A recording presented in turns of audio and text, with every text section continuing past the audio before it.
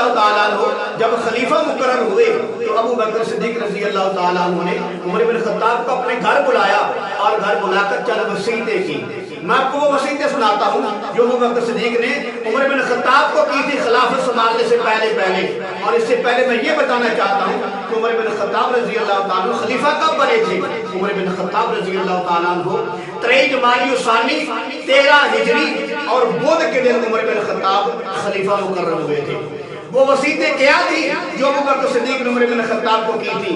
وہ وصیت یہ تھی. ابو بکر صدیق رضی اللہ تعالیٰ عنہ نے عمر بن خطاب کو بلایا اور وصیت کی. کیا وصیت کی؟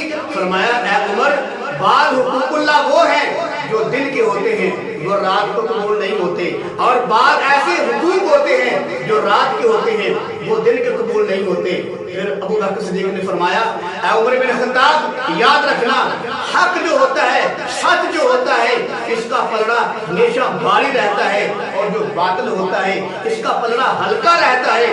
تو ابو بکر صدیق نے پھر فرمایا اے عمر تم سے وہ آدمی دشمنی کرے گا جو دین کا دشمن ہوگا.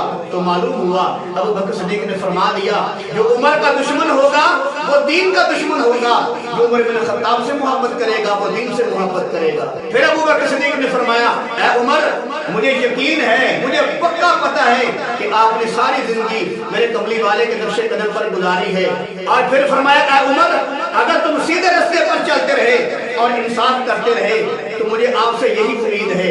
پھر ابو بکر صدیق نے فرمایا اے عمر یاد رکھنا اگر تم دین سے بدل گئے یا تم نے انصاف نہ کیا، یاد رکھنا میں نے تو آپ کے ساتھ بھلائی کا ارادہ کیا ہے، میں غیب نہیں جانتا. پھر ابو بکر صدیق رضی اللہ تعالیٰ نے فرمایا اے عمر یاد رکھنا آپ کو اللہ تعالیٰ نے دین کے لیے پسند فرمایا ہے اور لوگوں کے ساتھ بھلائی کا معاملہ کرتے رہنا.